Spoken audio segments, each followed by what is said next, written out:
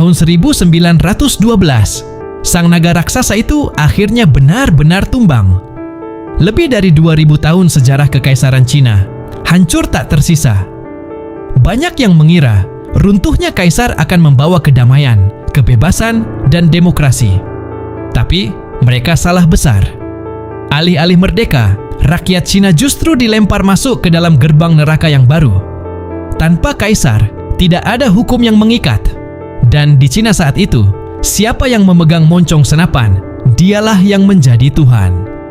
Selamat datang di era Panglima Perang, Warlords Era.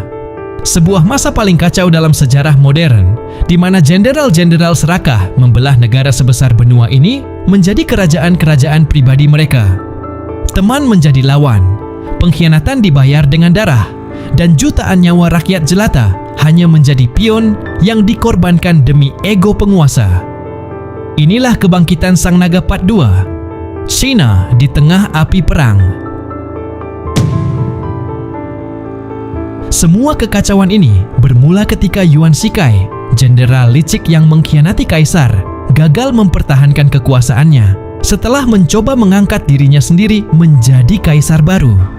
Kematiannya di tahun 1916 meninggalkan kekosongan kekuasaan yang sangat besar.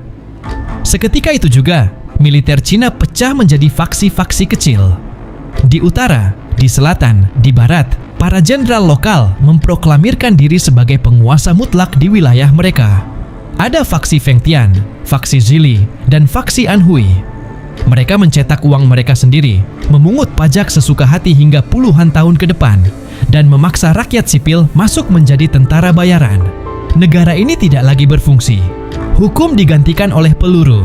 Sawah-sawah yang harusnya menghasilkan padi dipaksa ditanami candu oleh para panglima perang untuk mendanai senjata mereka. Cina hancur dari dalam, saling cakar, dan melupakan bahwa di luar sana, serigala-serigala asing sedang mengasah taring mereka. Di tengah kegelapan era panglima perang, lahirlah dua kekuatan baru yang punya visi berbeda untuk menyelamatkan Cina.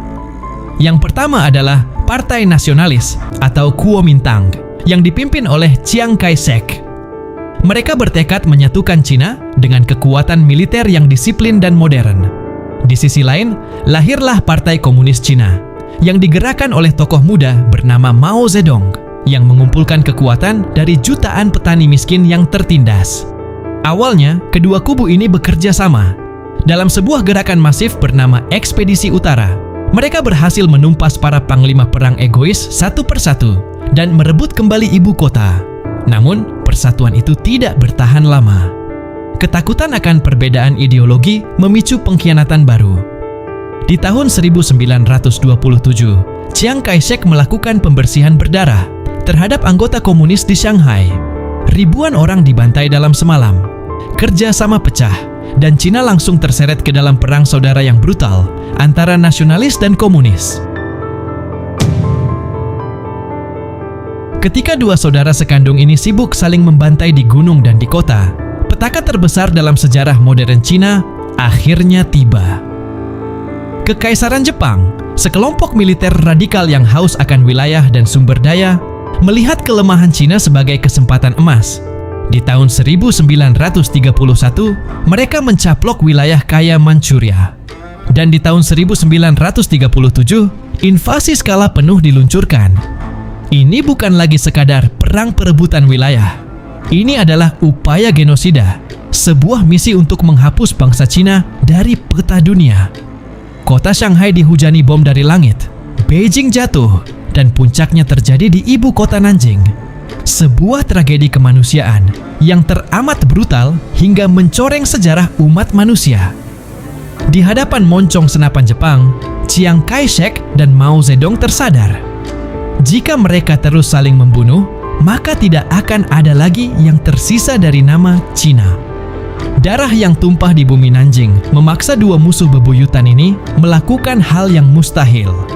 Meletakkan senjata mereka, bersatu dalam front persatuan kedua demi menghadapi monster yang sama. Dua kubu yang saling membenci kini harus berdiri bahu-membahu di parit-parit pertempuran yang dipenuhi lumpur dan darah. bagaimana jalannya perang paling berdarah di Asia ini?